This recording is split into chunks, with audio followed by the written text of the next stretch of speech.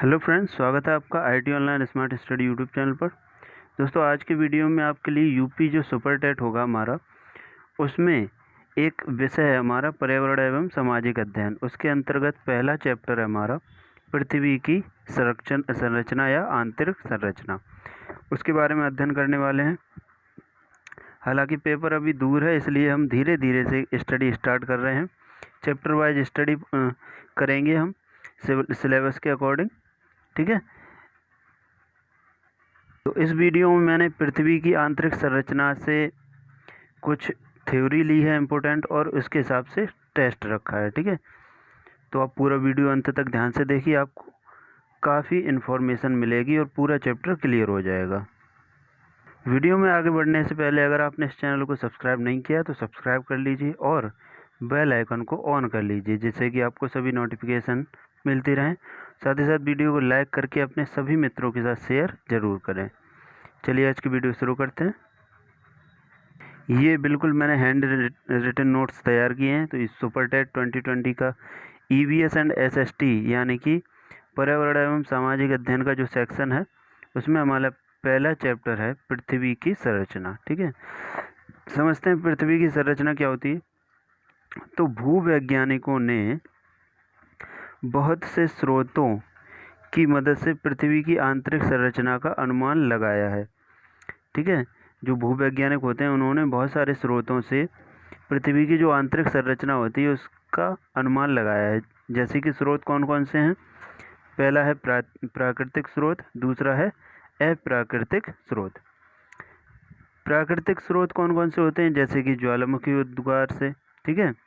दूसरा है भूकंप विज्ञान से, जिसको कहते हैं सिस्मोलॉजी, ठीक है। एक नोट पॉइंट है हमारा कि जो भूकंप विज्ञान है एकमात्र ऐसा स्रोत है जिसके अंतर्गत भूकंपी तरंगों की मदद से पृथ्वी के आंतरिक भाग का अनुमान लगाया जाता है। यहाँ पर हम क्या कर रहे हैं, एक बेस बना रहे हैं पृथ्वी की संरचना का। जो क्वेश्चन पूछे जाते हैं वो मेनली पृथ्वी की आंतरिक संरचना से पूछे जाते हैं, जिसको हम आगे वीडियो में देखेंगे। तो पूरा वीडियो ध्यान से देखते रहिए। उसके बाद है अप्राकृतिक स्रोत। तो अप्राकृतिक स्रोत कौन कौन से होते हैं। घनत्व हो गया, दाब हो गया, ताप हो गया। इनके द्वारा भी हम पृथ्वी की संरचना का अध्ययन करते हैं। अब घनत्व क्या होता है। घनत्व होता है डेंसिटी, यानी कि एक निश्चित एरिया में, मतलब एक निश्चित एरिया में एक निश्चित वॉल्यूम में किसी मटेरियल का वजन जितना होगा वही उसकी क्या होगी, डेंसिटी। जैसे कि यहाँ पर रुई रखी हुई है, जितने एरिया में रुई रखी हुई है, ठीक है। तो यहाँ पे क्या कह रहा है, जितना वॉल्यूम होगा उतना ही उसका वजन होगा, ठीक। सॉरी, यहाँ पे जितना मटेरियल का वजन होगा वही इसको क्या होगा, घनत्व होगा, ठीक है। यहाँ पर ये रुई रखी हुई है, ठीक है। यहाँ पर रुई का जितना वजन है वही उसका क्या है, घनत्व, ठीक है। और यहाँ पे लोहा रखा हुआ है तो लोहे का घनत्व ज़्यादा होगा। यहाँ पे लोहा रखा हुआ है, इसका वजन ज़्यादा है तो इसका घनत्व अधिक होगा। और रुई यहाँ पर रखी हुई है, रुई का वजन कम होता है तो रुई का घनत्व भी कम होगा, ठीक है। और जो घनत्व होता है वो समानुपाती होता है दाब के, यानी घनत्व बढ़ेगा तो दाब भी बढ़ेगा, घनत्व घटेगा तो दाब भी घटेगा। उसी तरह दाब समानुपाती होता है किसके, ताप के, यानी दाब बढ़ेगा तो ताप बढ़ेगा, ठीक है। और दाब घटेगा तो ताप भी बढ़ेगा, घटेगा, ठीक है। तो यहाँ से नेक्स्ट पॉइंट देखते हैं। वैज्ञानिकों ने देखा कि पृथ्वी के बाहरी सतह से आंतरिक सतह की ओर जाने पर घनत्व में वृद्धि होती है, ठीक है। इंपॉर्टेंट पॉइंट है। क्या देखा उन्होंने कि पृथ्वी की बाहरी सतह से आंतरिक सतह की ओर जाने पर घनत्व में क्या होती है, वृद्धि होती है। और पृथ्वी के अंदर जाने पर घनत्व बढ़ रही है, अर्थात दाब भी बढ़ेगा। इससे पता चलता है कि पृथ्वी की आंतरिक भाग धातुओं से बना हुआ है, ठीक है। उसके बाद नेक्स्ट पॉइंट हमारा कि पृथ्वी की सतह से आंतरिक भाग की ओर जाने पर प्रति 32 मीटर पर 1 डिग्री सेल्सियस की वृद्धि होती है, ठीक है। अब यहाँ से शुरू होता है हमारा महत्वपूर्ण पॉइंट। यहाँ से अलर्ट हो जाइए आप, ध्यान लगाकर वीडियो देखिए। यहाँ से पृथ्वी की आंतरिक संरचना यानी पृथ्वी का आंतरिक भाग 3 भाग से मिलकर बना हुआ है। ठीक है, जो आंतरिक संरचना है वो 3 भागों से मिलकर बनी हुई है। कौन कौन सी है?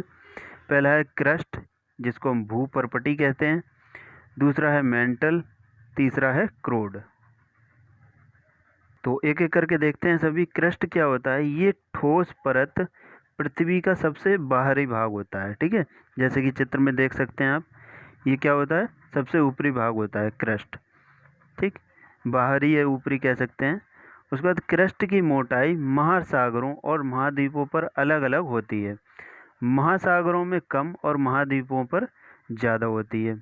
उसका नेक्स्ट पॉइंट है क्रस्ट का निर्माण सिलिका यानी कि SI और एल्यूमिनियम यानी कि Al से हुआ होता है। ठीक है, अब ये बना होता है सिलिकॉन और एल्यूमिनियम से, इसीलिए इसको और किस नाम से जाना जाता है?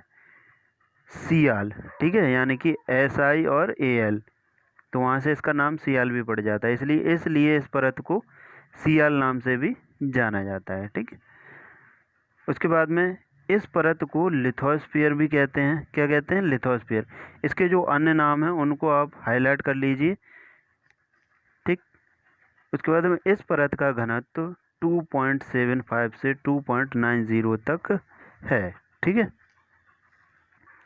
क्रस्ट से अगला भाग है हमारा मेंटल। जैसे कि आप देख सकते हैं मेंटल बीच में होता है और अंतिम कौन सा होता है? क्रोड। ठीक है, जो कि सबसे नीचे होता है। तो मेंटल में क्या होता है? क्रस्ट के निचले भाग को मेंटल कहा जाता है। ठीक, उसके बाद में पृथ्वी के आयतन का 83% तथा द्रव्यमान का 67% भाग क्या होता है? मेंटल। ठीक, उसके बाद मेंटल का निर्माण सिलिका और मैग्नीशियम से होता है, यानी कि SI और Ma से होता है, इसलिए इस परत को क्या कहते हैं? सीमा।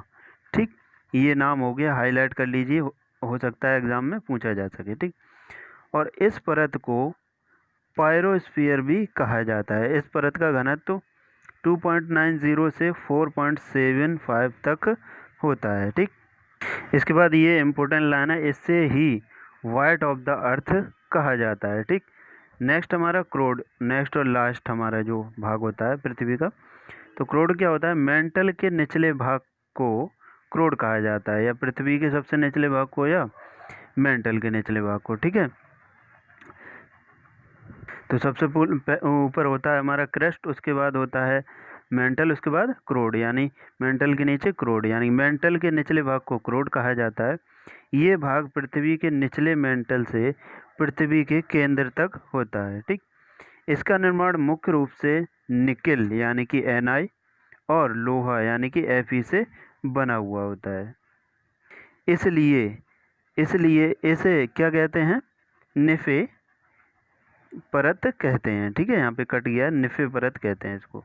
नेक्स्ट पॉइंट हमारा, पृथ्वी के अंदर जाने पर तापमान से ज़्यादा दाब अधिक हो जाता है, इसी वजह से पृथ्वी का क्रोड ठोस अवस्था में है।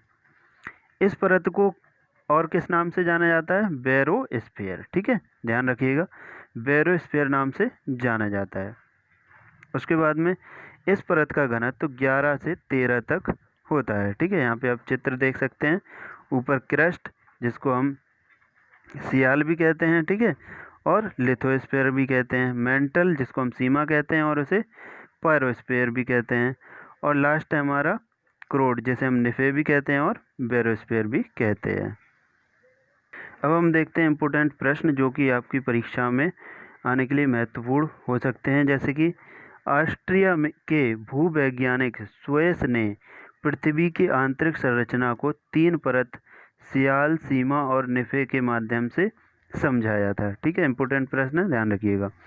ये एक तरह से कह सकते हैं आप फैक्ट पॉइंट है, तो हम प्रश्न भी कह सकते हैं, जिनको डायरेक्ट उत्तर की फॉर्म में लिख दिया गया है। ठीक, उसका नेक्स्ट हमारा, पृथ्वी के केंद्र में निकेल यानी कि चुंबकीय पदार्थ होते हैं। ठीक, नेक्स्ट पॉइंट हमारा, धरातल से भूगर्भ की ओर जाने पर गहराई के साथ तापमान वृद्धि दर कितनी होती है? 1 डिग्री सेल्सियस / 32 मीटर। ठीक है, किसको वाइट ऑफ द अर्थ कहा जाता है? तो अभी मैंने बताया था वाइट ऑफ द अर्थ किसको कहा जाता है? मेंटल को, यानी कि दूसरी जो परत होती है बीच वाली को, इसको।